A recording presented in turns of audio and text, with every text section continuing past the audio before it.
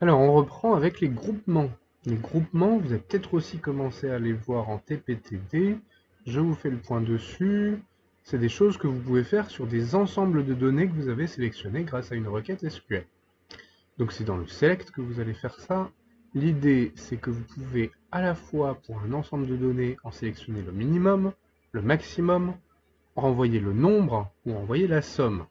Ouh là là, il y a des retours ici, c'est un anglicisme, désolé, ce serait plutôt que ça renvoie le minimum, le maximum, la somme ou le nombre de données.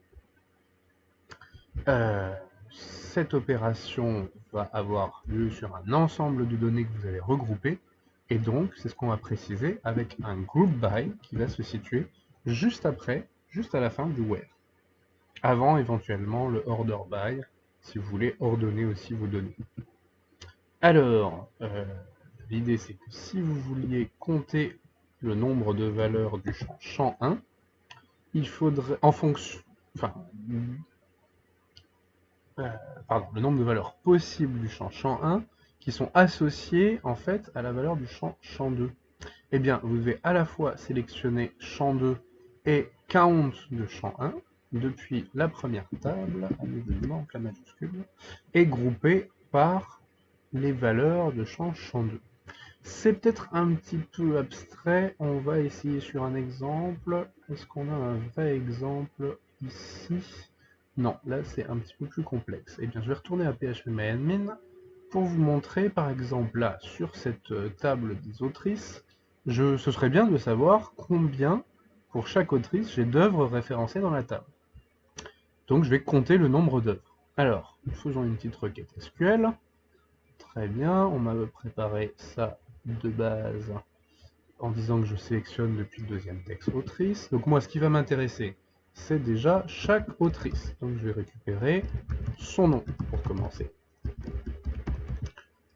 Alors son nom, c'était quoi le nom du champ? Je crois que c'était non autrice. Ouais, c'est ça, non autrice qui se trouve ici. Non autrice.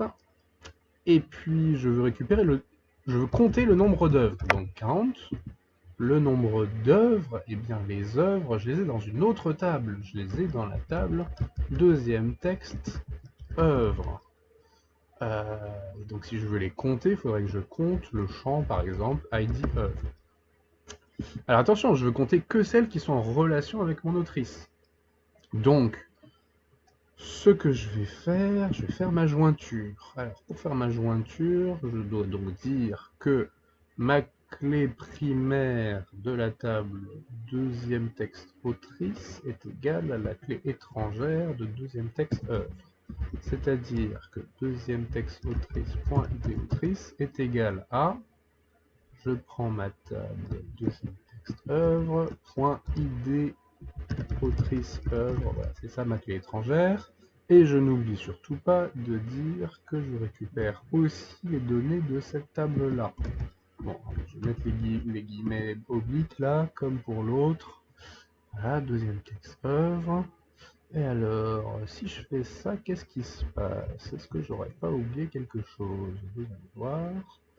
Ouh là là, bizarre, bizarre, il n'y a qu'un seul nom d'autrice qui apparaît, et 54 œuvres qui lui sont associées. Est-ce que j'aurais pas oublié un truc? Eh bien oui, j'ai oublié un truc, regardez. J'ai besoin de préciser avec la clause group by que je veux grouper par nom d'autrice.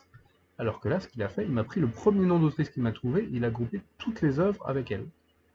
Alors, eh bien, éditons la requête, éditer, et donc je dois rajouter mon group by. Oups, sans jeu. Group by en anglais. Par quoi je vais regrouper? Bah, par nom d'autrice, justement. Donc je récupère ici nom autrice.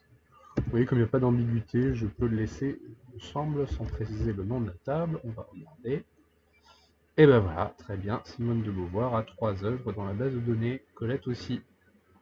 Peut-être que ça m'intéresserait de voir les œuvres, le nombre d'œuvres dans l'ordre décroissant. Et bien du coup, rien ne m'empêche de rajouter. Qu'est-ce qu'on rajoute pour avoir le nombre d'œuvres dans l'ordre décroissant? Et bien on veut trier les résultats. On va faire un order by. Et on va rajouter... En fait, on voudrait trier par ça. Sauf que ce truc-là, il n'a pas de petit nom pour l'instant. Donc il faudrait lui donner un petit nom. Pour donner un petit nom, vous vous rappelez comment ça marche? Si je reprends l'aide-mémoire, quand j'ai une colonne, soit je passe à la colonne suivante en suivant cette flèche, la virgule, soit je suis cette flèche-là vers le bas, et as, je la renomme avec un nouveau nom. Et ben ce machin-là, ça marche aussi pour 40, pour sub ou pour min ou pour max. Je peux aussi rajouter derrière as et leur donner un petit nom. Alors revenons à la requête SQL. Je vais l'appeler, eh bien, nombre of, nb of. Et du coup, je pourrais faire order by nb of. Si. Très bien. Ah oui, tiens, je me rends compte, je ne voyais peut-être pas tout. Je vais augmenter un peu la taille. Allez, le petit point virgule, et j'exécute. Ah, c'est dans l'ordre croissant. Moi, j'aurais préféré dans l'ordre décroissant pour voir les plus, celles qui ont le plus d'œuvres en premier. Vous vous rappelez comment on fait? On rajoute desk. J'aurais dû vous montrer les mémoires. C'était écrit ici, après le order by. Et donc, non, je reviens à la requête. J'exécute. Et là, je vois que c'est Anna de Noailles qui a le plus d'œuvres enregistrées dans la base de données. Eh bien, on peut revenir ici. Voilà, on a vu le groupe by. Et on peut même aller un petit peu plus loin en faisant un filtre grâce à having pour dire on va sélectionner que celles qui ont un nombre supérieur à une telle valeur. Alors là, je peux essayer ici. Si je veux juste celles qui ont au moins 2 œuvres, having, on va essayer avec le petit nom nb œuvre supérieur à 2, non supérieur à 1.